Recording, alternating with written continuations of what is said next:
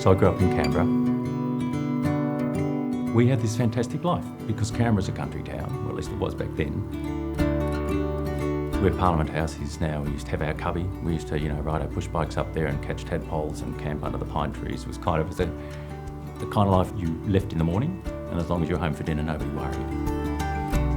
It's the kind of life you'd wish for everybody. So certainly for us, it was great. There are 4 of us, my 2 older brothers and a younger sister. It was a really kind of happy family, but there were always big ideas around. My mum and dad were very, very, I suppose, conceptual people. I loved the fact that you could always have a discussion, and there were always world affairs being discussed or down the street at my grandparents' place, so it was kind of fun that way.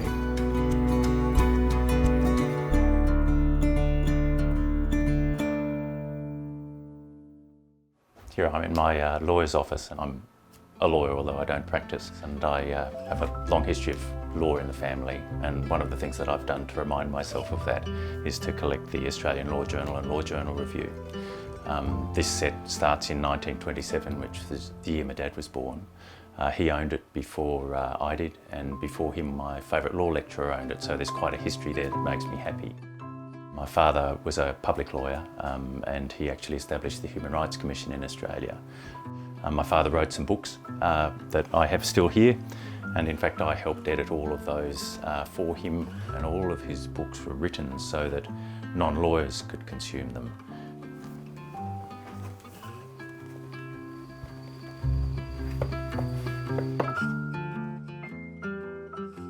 I also have here another set of books that were my grandfather's. My grandfather was Commonwealth Solicitor General and did a whole lot of amazing things in law in Australia and internationally, including with the International Court of Justice. And I still have his Blackstones, and the Blackstones are a cornerstone text for legal interpretation and legal history. It still actually has my grandfather's writing in it and the date when he got it, which was August 1929.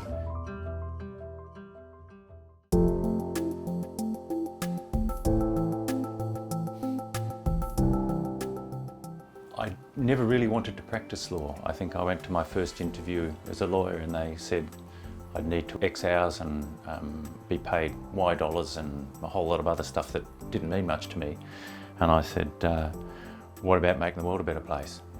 Isn't that what lawyers are supposed to do? And they said, no, that's not what lawyers are supposed to do. This is the job. So I thought, well, it worked out fairly quickly. I had a key skill, which was my ability to fix businesses. So I started in hospitality, fixing cafes and restaurants and clubs of one sort or another.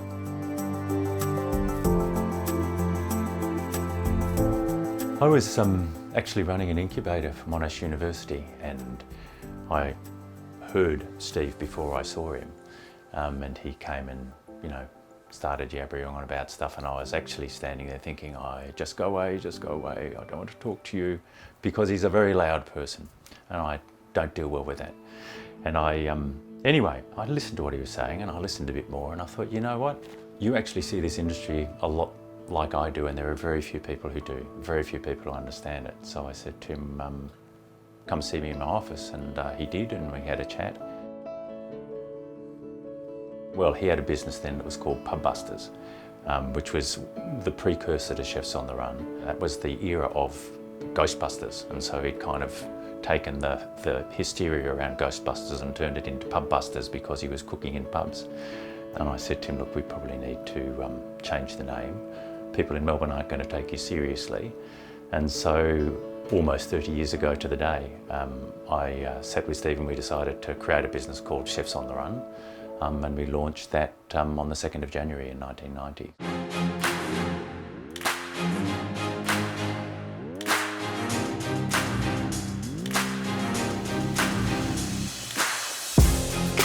Basically, we're an organisation that runs casuals.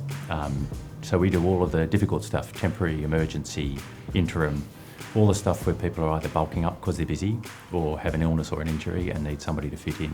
And we provide the full spectrum of food and beverage staff, basically chefs, cooks, canteen hands, kitchen hands, waiters, supervisors, bar attendants, those kinds of people.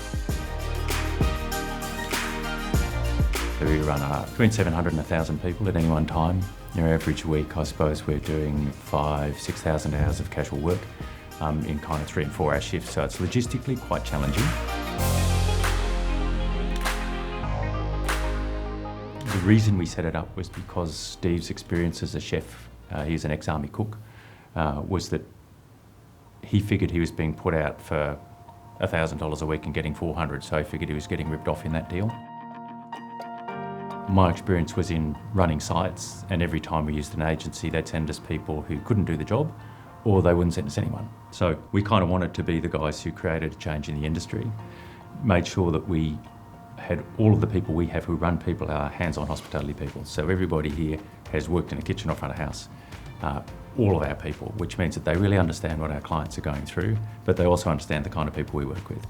So from our perspective, it was about doing something that, well, hopefully made the world a better place, looked after the chefs and subsequently the casuals in terms of making sure they were properly paid, but also looked after the clients.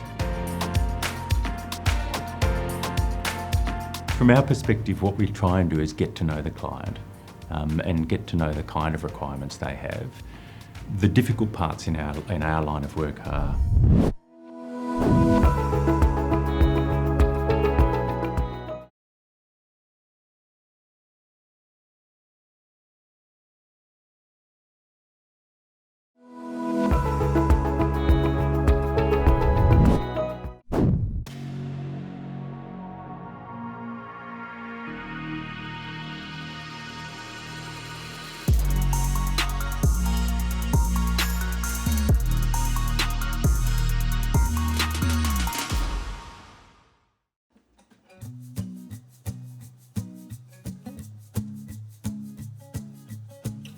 well, we started in Monash Caulfield campus.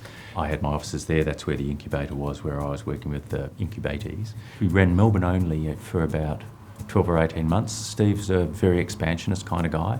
So we were in Sydney about 18 months after that in Chatswood, and then within about 12 months of that we set up in East Brisbane. So we've run nationally for 28 years.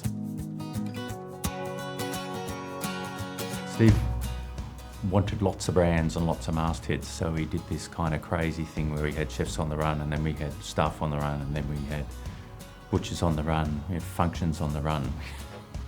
By the time we had a dozen logos or something and 12 companies, because we had independent people in all of them, it was getting a bit complex, and I just said to Steve, look, let's put it all back into one thing, build one brand, not multiple brands, do that stuff, and that was the birth of Chefs on the Run Australia. From our perspective, what we try and do is get to know the client and get to know the kind of requirements they have. The difficult parts in our line of work are people who want to engage somebody who doesn't have the skill set, so they want to cook, but it's a chef's job. So clearly we have to have a discussion around that. People who leave it till the last minute to call us, which means it's more difficult. You know, when somebody calls you at 6 a.m. for a 7 a.m. start, that's a hard one to fill. We do our best. So we've got a raft of people at every kind of conceivable breadth and depth of client, and I think for us, as long as there's respect for everything and, well, for everyone involved in the circle, we're pretty happy to supply anyone.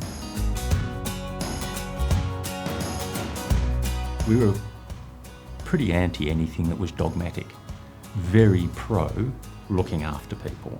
So we're have been forever, on a mission to make sure that all of the people who work for us are properly paid, that they are superannuated, that they are insured, you know, that they're getting exactly what they're entitled to or more.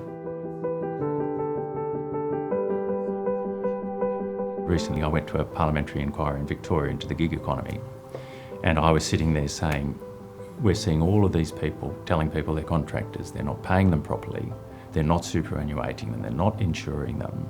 And I said to the group of people there, most of whom were fairly sympathetic because they were restaurateurs, if you keep kicking people at the bottom of the stack will fall over. People who want to take away, but they want to take them away from people on an award wage, and I don't understand that. If you're an executive earning a lot of money, or if you've put together a business and you're doing well, my take on this is if you can't pay someone properly, then you probably shouldn't be in business. If you've got to take it out of their pocket, then there's something wrong with that model. Yeah.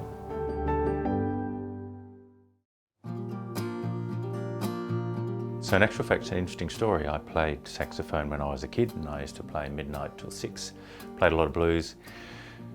Got a bit busy, probably didn't play all that much, and then my sister got sick 3 years ago, got cancer. And so I looked after her at home until she died. And when that had happened, I came back and I thought, you know, you never know when you're going to go. So it's about time I started doing a few things other than work that make me happy. And so the first thing I did was pick up one of my old saxophones, and I thought, okay, let's do this. So then I went and spoke to somebody who was into vintage horns, the old ones, and he got me hooked on that, which is a very bad addiction. And so then I started finding old horns all over the world. And I have this wonderful collection. Well, I try and play one every day for an hour, and so it takes me about 2 weeks to play all of them, but that's part of the fun of it. I built Chefs on the Run really for Steve, for my former business partner, because he was told by a couple of sergeants in the army he'd never amount to anything. And I thought, yeah, there's something wrong with that. You don't say that to a human being, do you? No. So I proved them all wrong, turned him into a millionaire, which is kind of good. I started doing that for Steve and then continued on with my career. So really, Chefs on the Run was a side project. Run forward 20 years. I'd nearly died twice doing turnarounds. I'm one of those people who doesn't give up. So, you know, lots of travel, got sick, didn't pay any attention, end up in hospital. The second time round, I woke up a little and thought, okay, this is a bit dumb, isn't it? I've got these 3 gorgeous kids. I'm going to orphan them for what? Fixing big businesses, which I like because they're complicated toys. They're lots of fun. But I thought, no, I'm not going to do that. So I said to Steve, look, you and I can't work together. We're great mates, but you like drama and I hate it. You know, you hate stability, I love it. So how about this? You go, I'll put you on full pay forever. Let me fix the business so that it'll work my way rather than your way. But I'm going to come back and do this and not do the crazy stuff that puts my health at risk. And that's really what I've done. But what I love about Chefs is that it embodies what Steve and I always believed, which is that you ought to be trying to make the world a better place. I suppose it's the Gandhi thing, isn't it? It's, you know, be the change you wish to see in the world.